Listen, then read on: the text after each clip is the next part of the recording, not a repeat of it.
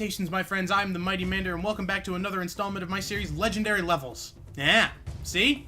You thought maybe I was only gonna make that stupid SpongeBob video a while back, huh? Well, guess what? Wrong.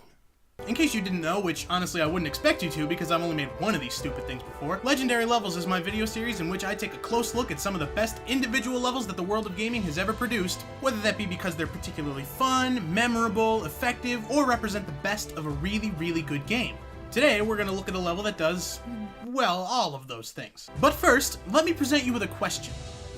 Think of the best action movie you've ever seen, like balls to the wall, classic Hollywood action. Now think of the best sequence in that movie. That's what today's level is. It's a sort of tribute to all those beloved action films and tropes while also adding something completely new to that catalog. I'm talking, of course, about chapters 13 and 14 of Uncharted 2 Among Thieves, Locomotion, and Tunnel Vision. But Mander, that's 2 levels. You're supposed to do the individual levels. Shut up. Yeah, I break the rules all the time. Get used to it. I make them up. All of Uncharted's levels flow right into one another, but especially these two here. We'll get into all the details about the transition between them in a minute. It's pretty masterful. Now, let's get into the nitty-gritty and take a closer look at what makes Locomotion and Tunnel Vision legendary. So Locomotion marks right around the midpoint of Uncharted 2. Nate has met up with Elena, Chloe has been taken by the merciless war criminal Lazarevich, and Nate's former cohort turned British accent stereotype, Harry Flynn, and Nate is determined to bring her back. The chapter preceding this one, entitled A Train to Catch, serves as a bit of a lull in the action, giving you, the player, and Nate a chance to catch their breath. When you play it, you just know that it has to be building up to something big. I mean, throwing the word train into a setting like Uncharted better amount to something crazy. Oh boy, does it. Alright, so you know the drill by now. Nate fucks up, you shoot some dudes, Elena ex-machinas the shit out of you, and you move on. Elena drives Nate up to the side of the train so he can jump, and we're off. Yeah, it starts you on the side of the train while it's moving, and it only gets crazier. Oh my god, this is going to be awesome. Ow! The dust! It's like being shot in the eyes by a glitter gun. So first you're introduced to some of the basic climbing obstacles that you'll be facing while you're on the train. You've got your box cars that you can run across, tanker cars that you can shimmy, and flatbeds with cargo crates and passenger cars to serve as your cover for firefights. It gives you a pretty good idea of what you'll be up against without throwing too much at you at one time. Eventually, it starts to throw more difficult obstacles your way, mainly these signal post thingamajiggies. You gotta make sure you time those jumps right, or else, smack. As far as enemies go, it's pretty standard fare, at least for a while. You got your grunts, your shotgunners, and your armored dudes, but then, after Nate suffers what's likely his 18 millionth broken rib, the game decides to throw a curveball right into your dick. Now we get into what makes up the bulk of Locomotion, and a mechanic that I think Uncharted 2 especially does really well, which is the concept of an asymmetrical, unconventional boss fight. Because of the nature of Uncharted and of Nate as an everyman hero, traditional boss fights don't really work very well. It would be impossible to have Drake go up against someone that actually has an advantage over him without it either killing the immersion due to bullet sponginess or succumbing to the bastardous plague that is the QuickTime event, like both Uncharted 1 and 3 did for their final boss fights. That is, unless it actually makes sense in the context of the plot, like the fight with Lazarevich himself does. That's where this sequence comes in. It throws you up against a goddamn attack helicopter. Twice! Mano a mano, man versus bird, every man versus generic goon in a helicopter. So, the whirlybird starts firing missiles at you, and you really have no choice but to run and avoid them as it conveniently blows off the rails whatever train car you just left. All the while, you have to contend with the increasingly difficult platforming obstacles and enemies.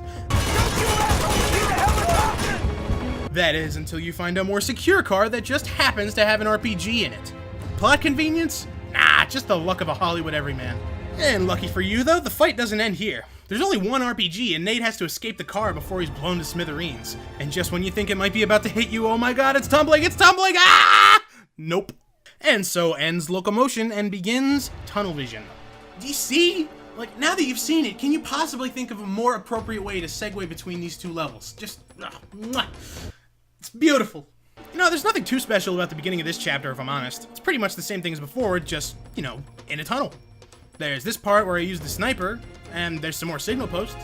But other than that, yeah, not really anything special to start off. Then you exit the tunnel, and now it's snowing. Which is weird. Weren't we just in the jungle a minute ago? Where are we? Nepal?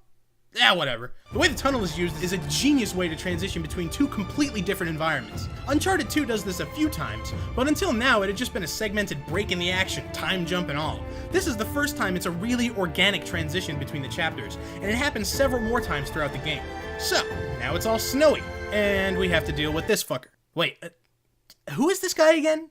Slightly less generic goon? Actually, his name is Lieutenant Draza, and he's a dick, because he does this. Send in the gunship!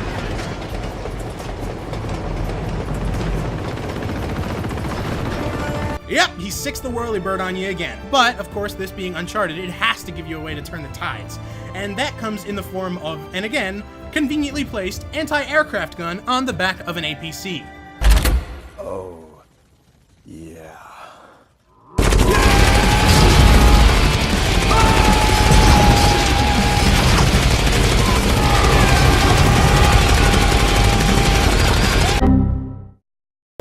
Alright, now that that's over, it's time to take on Dickie McShitface himself. Yeah, remember before what I said about bullet sponges and QuickTime events?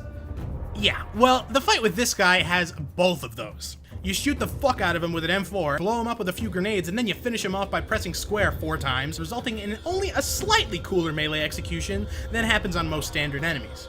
You know, I've beaten this game like 5 times, and I'm still not sure how this fight works. As far as I can tell, you've got to knock his helmet and sunglasses off by shooting or blowing him up, and then move in for the melee kill.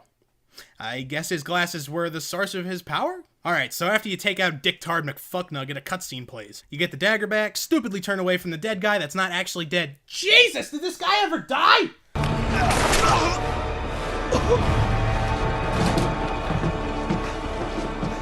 No, finally!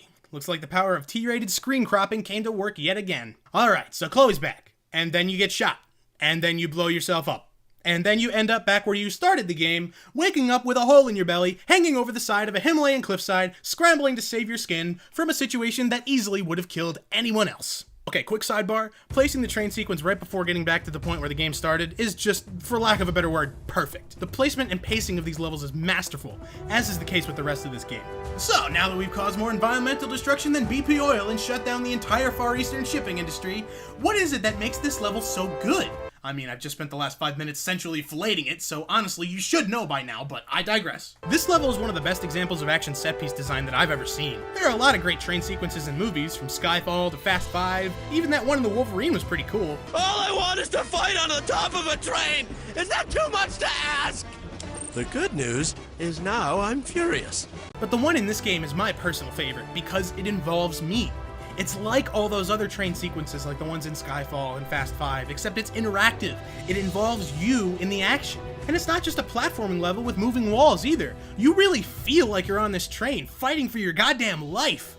That brings up another point actually. Naughty Dog had to design this interactive level, which means that you can take as long as you want and move at your own pace, and they had to accommodate this while incorporating a backdrop that is constantly moving past you at breakneck speeds.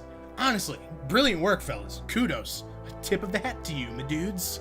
Locomotion and tunnel vision act as a sort of microcosm of this game and its mechanics. You want to show someone this game's climbing, shooting, and cover mechanics? Show them this. Want to show them the best of this game's cinematic action sequences?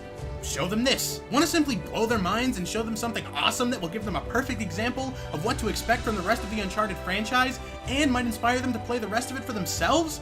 Show them Locomotion and tunnel vision. Hope you guys will join me next time when we take a look at another legendary level.